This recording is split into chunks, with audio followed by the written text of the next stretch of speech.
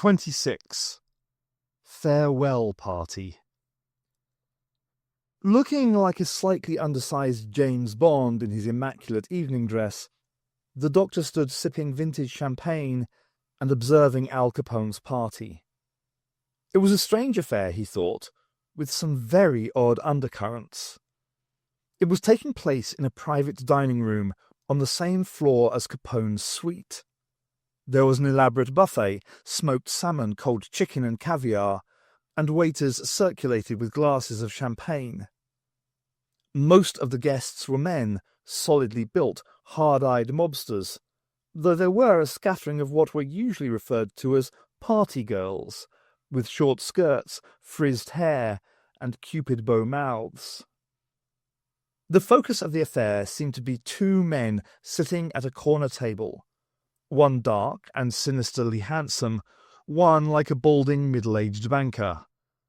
Scalise and Anselmi, Capone's Sicilian killers. Quite clearly, they were the heroes of the hour. The doctor became aware of Al Capone's vast bulk looming towards him. There was something strange about Capone tonight. He gave off a feeling of secret excitement, of powerful repressed energy, like a volcano on the point of eruption. "Having a good time, Doc?" wheezed Capone. "Yes, indeed," said the doctor politely. "I'd be grateful if we could find a moment to talk, though. That little matter you mentioned over the telephone." "Later, Doc, later," said Capone vaguely. "We got a little ceremony to take care of first. You'll enjoy it."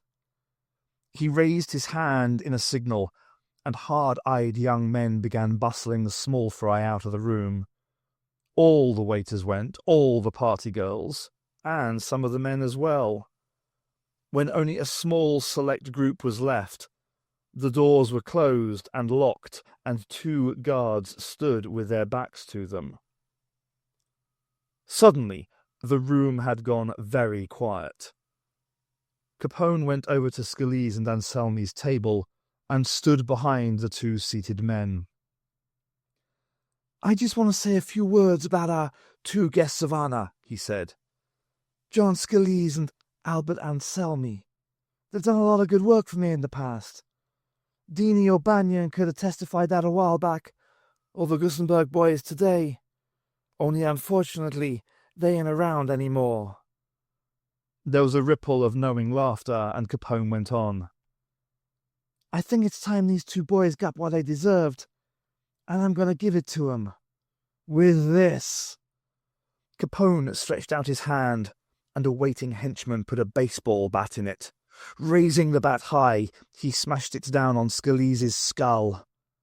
There was a dreadful cracking sound like someone smashing a coconut on concrete.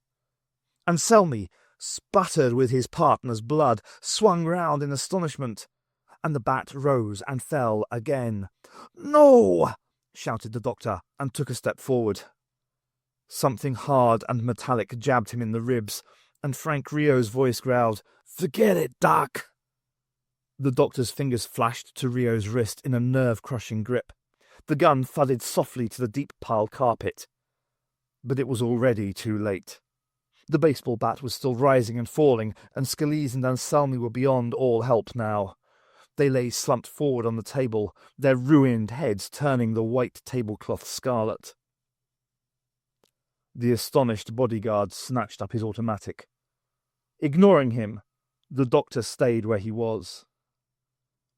Capone tossed the blood-stained bat aside. "If you want to know why they deserve what they got, they took on one assignment too many. That assignment was me. Someone offered them $50,000 to kill me. Well, you saw what it bought them." He glared around the shocked and stunned assembly. "Now, I want you to meet tonight's real guest of honor. The man who offered these mugs that 50 grand. The man who came here talking about peace, while all the time he was playing us off one against the other so he could take over." Capone's finger pointed. "My old pal, Doc." The crowd moved menacingly towards the doctor. The doctor said, "Wait! Listen to me!" Somehow, the authority in his voice stopped the gangsters where they stood. The doctor stared unflinchingly back at Capone. "Some of what you say tonight is true. Someone has been manipulating you all, stirring up trouble deliberately. But that someone's been lying to you about your friends, about your enemies, and above all, about me. And he's skulking here tonight, reveling in the bloodshed he's caused. I dare him to show himself." The long drapes billowed in the corner of the room, and suddenly a tall, thin man in evening dress was standing there. "I'm here, Doctor," he said. "I have come to savour your death." "Have you?" The doctor took a crystal sphere from his pocket, tossing it up and down. "And I have come to see the end of you." Up and down, up and down went the crystal sphere, higher and higher, caught in the doctor's sure fingers and tossed again. The tall man began walking towards it, hand outstretched, drawn by a yearning he could not control. Ace and Decker got into the Lexington easily enough. Ace's name was on the guest list, and when Decker grabbed the minor thug on the lift by the necktie and growled, "I'm with the lady," the thug decided not to argue. Let them sort it out upstairs. It was when they got up to Capone's floor that things got tricky. The doors to the dining room were locked and guarded by 2 Capone thugs. Ace caught Decker's eye, and they marched up to the guards. "Sorry, sister, private party," said one of them. Ace gave him a sweet smile, a knee in the groin and a chop to the neck. The other turned his head to look, and Decker's fist caught him neatly under the jaw. They dragged the bodies aside and listened at the door. Nothing came through it but a sinister silence. They drew their guns, stepped back, and hurled themselves forward. One more step, thought the doctor. One more step, and he'll touch the sphere, and I've got him. The doors crashed open, and Decker and Ace appeared, guns in their hands. The spell broken, the tall man disappeared. The doctor said something extremely coarse in old, low Gallifreyan. The crowd came to life, and bodyguards' hands started moving towards their armpits. Ace sprang across the room and stuck the muzzle of her Browning under Capone's jowly chin. "Okay, we're leaving now. Mr. Capone will see us down to our car." An ambitious bodyguard tried for a fast draw. Decker spotted the move from the doorway and shot him in the right shoulder, blasting him to the ground. As the crash of 45 died away, Capone yelled, "Okay, nobody move." He started walking towards the door, Ace at his side. The doctor followed. They picked up Decker at the door and made for the lift. It was pretty crowded with 4 of them inside, especially when one of the 4 was Al Capone, but they made it, and the lift sank down to the ground floor. By the time they reached it, Decker's gun was back in its holster, and Ace's was in her bag, but the bag was jammed against Capone's side. They walked across the crowded hotel foyer, Capone's presence causing the usual stir. Outside on the sidewalk, Capone clapped the doctor on the shoulder, completely ignoring the threat of Ace's gun. "Well, goodbye, Doc. Thanks for coming. Swell party, eh? Drop by any time." He nodded affably to Ace and Decker, turned, and went back into the hotel. Decker and Ace looked at each other in astonishment. "It's all right," said the doctor. "He's back to normal, or as normal as he ever is. Well, come on, can't you?" They made their way back to Decker's Buick. Decker got behind the wheel, Ace got in the front passenger seat, and the doctor climbed in the back. He sat grumpily silent as they drove back towards Doc's place. Finally, Decker said, "So, don't go all mushy on us, Doc. I mean, I know it was pretty heroic of us to bust into Al Capone's HQ, rescue you, and shoot our way out again. But you don't have to overwhelm us with gratitude this way." "Gratitude," said the doctor. "You ruined everything. I almost had him. Then you two came bursting in and broke the link, and he got away. Ace wasn't in the mood for any nonsense. That's tough, Doctor. You may have had him, but Capone had you.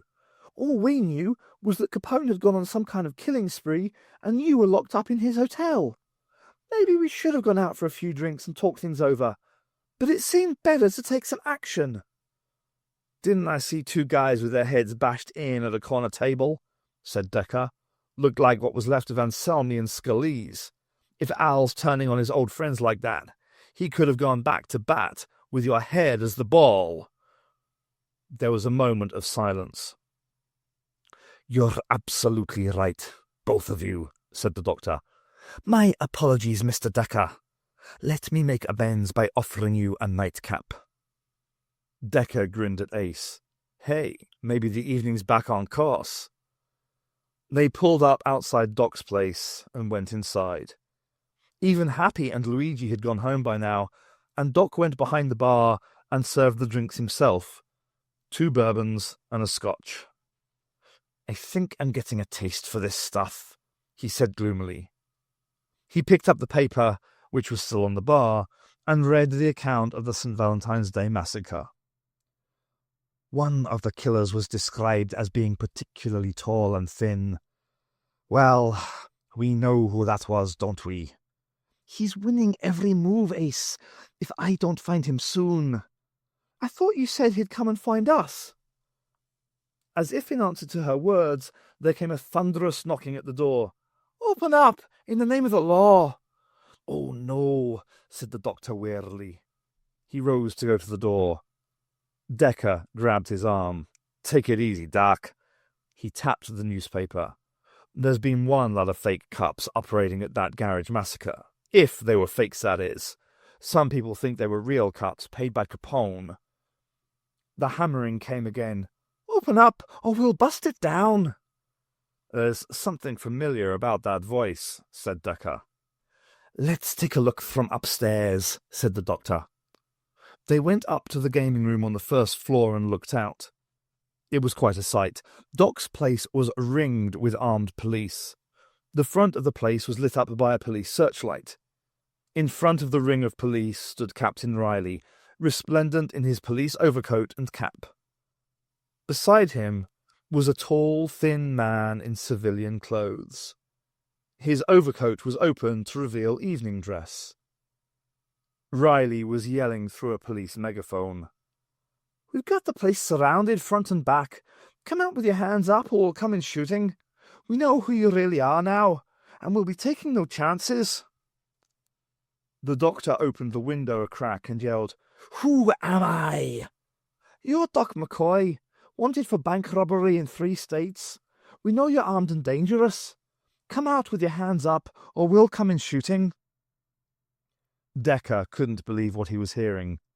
Riley's lost his marbles. He's being influenced, said the doctor. Our thin friend tells a very convincing yarn. He's nuts, said Decker. He stuck his head out of the window. Hey, Riley, it's me, Decker. There was the harsh chatter of a machine gun, and the window shattered into fragments. Hit the deck, yelled Decker, and they threw themselves down. He must have thought you said Dillinger, said Ace. She had her gun out and was taking careful aim at the machine gunner. Decker pushed down her arm. We're in a bad spot, Doc. There's too many to shoot our way out. And even if we did, we'd be branded cop killers. If we surrender, we'd probably be shot trying to escape, said the doctor. They don't mean to take us alive. Not if our thin friend has anything to do with it. Well, in that case, said Ace. Yes, I know. Mr. Decker, we're going to escape and you'll have to come with us. I apologize in advance for the shocks in store. The doctor wriggled away from the window, got up, and unlocked a door in the corner, revealing an empty storeroom. In the middle of the room stood a square blue box. Decker looked at it in amazement. What's that? Our way out, said the doctor. Questions later, Mr. Decker. Ace, could you fire out of the window without hitting anyone? If you insist. Ace fired a few shots out of the window, one of which knocked Riley's cap off. There came a fusillade of shots in reply. The doctor flung open the window and yelled, "Come and get me, copper!" He left the window, went back and added, "You dirty rat!" Then he returned to the others. "I've always wanted to do that," he said happily. "Come along." He bustled them into the TARDIS. After repeated shouts and threats produced no reply, Riley's men broke open the door and piled nervously inside, brandishing their weapons. They searched the place from attic to cellars, but there was no one there. "It's impossible," said Riley. He looked round for the tall man who had revealed the doc's true identity, but he had faded away. "There's just one thing," said the nervous young recruit. "Well?" "I was in the front as we came in, and I thought I heard a strange kind of sound from upstairs." "What sort of sound?" "It's hard to describe, Captain. It was kind of, I don't know, a sort of wheezing, groaning sound." "Get away with you," said Riley in frustration. "Wheezing and groaning? What kind of an idiot would make up a description like that?"